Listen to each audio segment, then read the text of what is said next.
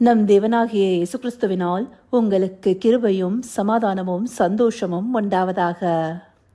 தேவனை அறிகிற அறிவை அவர்தாமே தம்மை வெளிப்படுத்துகிற ஒரு பகுதியிலிருந்து அறிந்து கொள்ளப் போகிறோம்.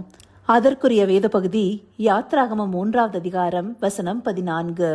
Exodus chapter 3 verse 14. அதற்கு தேவன் இருக்கிறவராகவே இருக்கிறேன் என்று மோசேயுடனே சொல்லி, இருக்கிறேன் என்பவர் என்னை உங்களிடத்துக்கு அனுப்பினார் என்று இஸ்ரவேல் புத்திரரோடே சொல்வாயாக என்றார். இந்த வசனத்தின் மூலமாக தேவனை குறித்த அநேக காரியங்களை நாம் அறிந்து கொள்ளலாம். அதுல குறிப்பாக ஒரு சில விஷயங்களை இன்றைக்கு பார்க்க போறோம். அதற்கு போறதுக்கு முன்னாடி இந்த பகுதியை குறித்த பின்னணியை சுருக்கமாக பார்க்கலாம். எகிப்தின் அடிமைத்தனத்தில் இருக்கிற இஸ்ரவேல் ஜனங்களை மீட்டெடுக்க தேவன் மோசையை தெரிந்து கொள்கிறாரு. அதை மோசேக்கு வெளிப்படுத்தும்படியாக ஓரேப் அல்லது சீனா எனப்பட்ட மலையில மோசேக்கு முட்செடியின் மத்தியில அக்கினியாக வெளிப்படுறாரு. அக்கினி பற்றி எரிந்தும் முட்செடி வெந்து போகாம இருக்கிறத மோசே பார்த்து அதை நெருங்கி வராரு. அப்போ தேவன் மோசேக்கு தன்னை தங்களுடைய முற்பிதாக்களின் தேவன் சொல்லி வெளிப்படுத்துறாரு. அப்படியாக வெளிப்படுத்தின பிற்பாடு அவரை கொண்டே இஸ்ரவேல் ஜனங்களை மீட்டெடுக்க போகிறத பற்றி சொல்றாரு.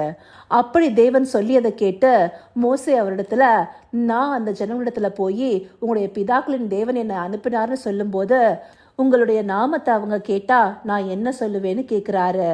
அதற்கு பிரதியுத்தரமாக தேவன் சொன்ன வார்த்தைகளாகவே நாம பார்த்த பிரதான வசனம் இருக்கு.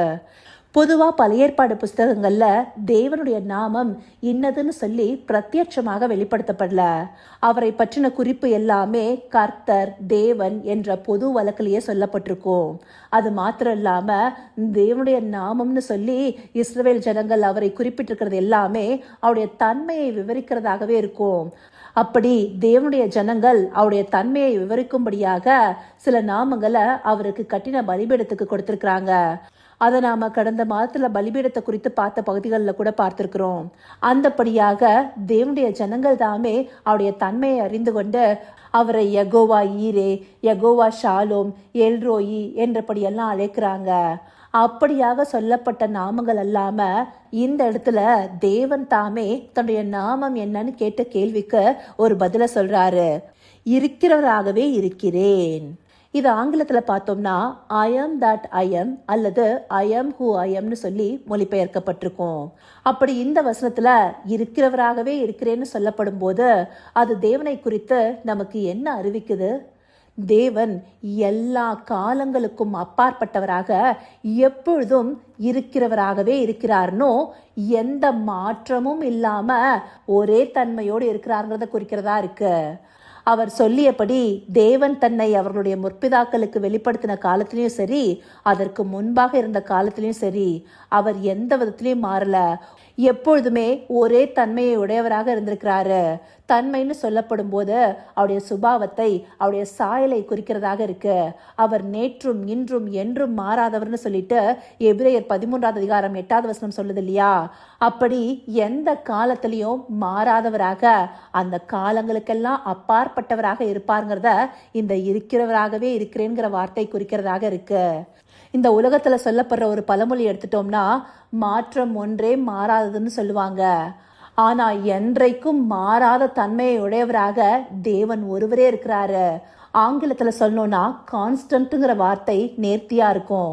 அந்தபடியாக தேவன் ஒருபோதும் மாறுவதில்லை. அவர் அன்றைக்கு மாம்சத்தின்படியாக இருந்த இஸ்ரவேலர்களை நடத்தும் போதும் சரி, இன்றைக்கு ஆவிக்குரிய இஸ்ரவேலர்களாகிய நம்மை நடத்தும் போதும் சரி, அவர் ஒரே பேரானவராக, ஒரே தன்மையை உடையவராக இருக்கிறாரு. அவரிடத்துல எந்த மாற்றமும் இல்ல. வசனங்கள் கூட பொய் சொல்ல அவர் மனிதன் அல்ல, மனம் மாற அவர் மனுபுத்திரனும் அல்லன்னு சொல்லுது இல்லையா? அந்தபடியாக நாம பார்க்கிற மனிதர்கள் மாறிக்கொண்டே இருக்கலாம். அவங்களுடைய அன்போ இல்ல அவங்க நம்மோடு கொண்டிருக்கிற ஐக்கியமோ ஏதாவது ஒரு வகையில மாறிக்கிட்டே இருக்கும். அது எந்த உறவை எடுத்துக்கொண்டாலும் சரி. ஆனா தேவன் ஒரு நாளும் மாறாதவர். அவர் நம்மோடு கொண்டிருக்கிற உறவு என்றைக்கும் நிலைத்திருக்கக்கூடியது. அவர் தமக்காக நம்மை பிரித்தெடுத்தா நம்மை காத்து வழிநடத்தும் வைராகியம் உடையவராக இருப்பாரு. அந்தபடியாகவே அன்றைக்கு அவர் தெரிந்து கொண்ட இஸ்ரவேலர்களுக்கு எப்படி மாறாதவராக இருந்தாரோ அதே போல்தான் இன்றைக்கு வரைக்கும் நமக்கும் மாறாதவராகவே இருக்கிறாரு. இந்த வசனத்துல இருக்கிறேன் என்பவர் என்னை உங்களிடத்துக்கு அனுப்பினார் என்று இஸ்ரவேல் புத்திரரோடே சொல்வாயாக என்றார். இதுல இந்த இருக்கிறேங்கிற வார்த்தை அவர் சமகாலத்துக்கும் உகந்தவராக இருக்கிறாருங்கிறத காண்பிக்குது. அவர் அந்த நாட்கள்ல வாழ்ந்திருந்த சூழ்நிலைகள்லயும் சரி, இந்த நாட்கள்ல உலகத்துல எவ்வளவோ மாற்றங்கள் உண்டான போதும் அவருடைய தன்மை மாறாததாகவே இருக்கு. அவர் நாம வாழ்கிற சமகாலத்துக்கும் உகந்தவராகவே இருக்கிறாரு. அப்படி என்றைக்கும் ஒரே பேராக நிலைத்திருக்கிற ஒரு தேவனை நாம சேவிக்கிறவர்களாக இருக்கிறோம்.